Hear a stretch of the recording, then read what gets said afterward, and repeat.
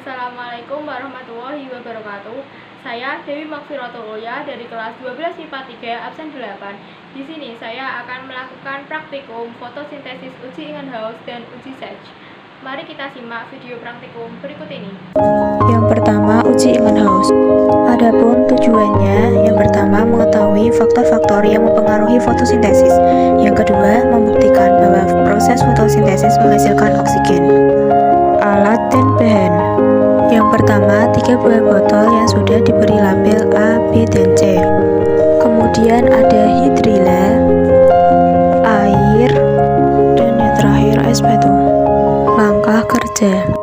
Yang pertama, masukkan air pada masing-masing botol.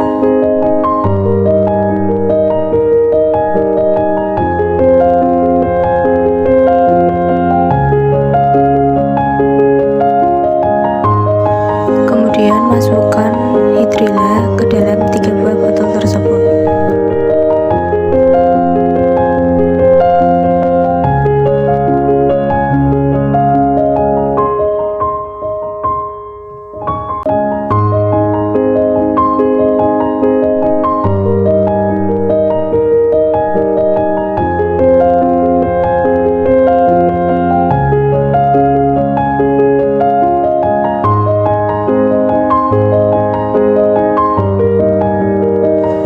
Tambahkan es batu atau air es pada botol yang berlabel B.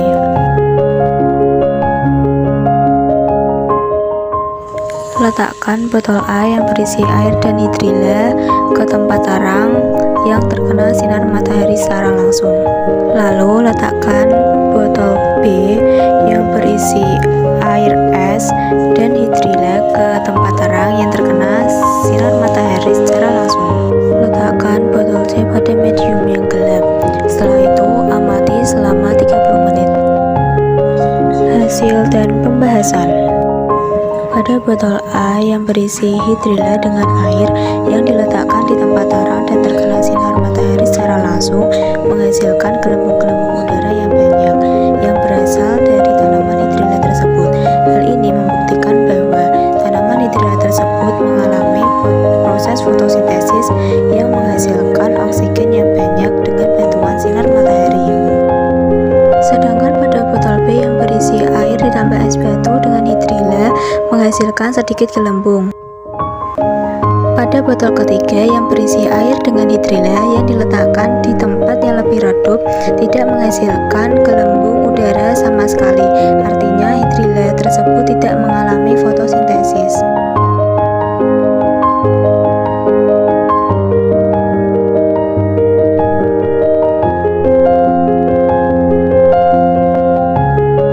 Praktikum yang kedua adalah uji Sage.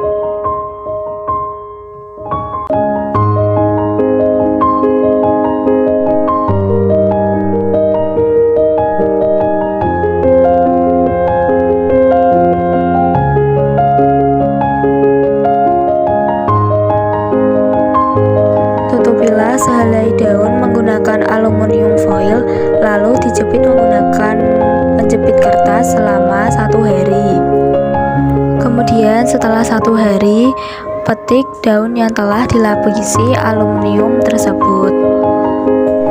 Setelah itu, bukalah aluminium foil pada helai daun tersebut dengan hati-hati supaya daun tersebut tidak robek.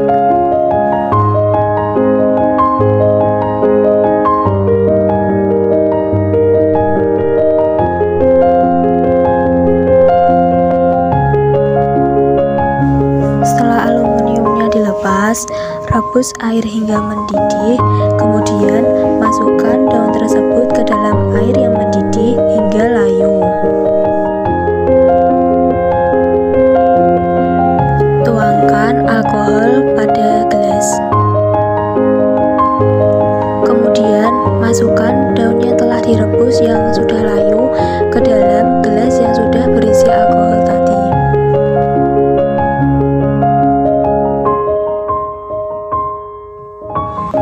Kemudian, jika daun sudah diletakkan pada wadah yang telah berisi alkohol, taruh wadah tersebut ke panci yang berisi air mendidih.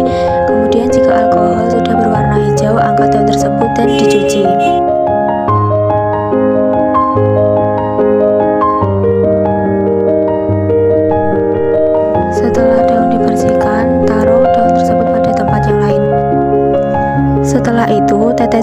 daun tersebut menggunakan betadin secara merata.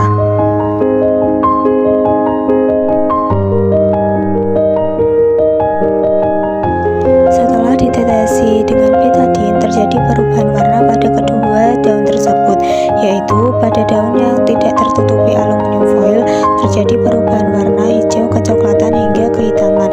Hal ini membuktikan bahwa daun tersebut mengandung amilum dan terjadi proses fotosintesis. Sedangkan daun yang tertutup aluminium foil berubah warna menjadi hijau muda pucat, yang menandakan daun ini tidak mengandung amilum dan tidak terjadi fotosintesis.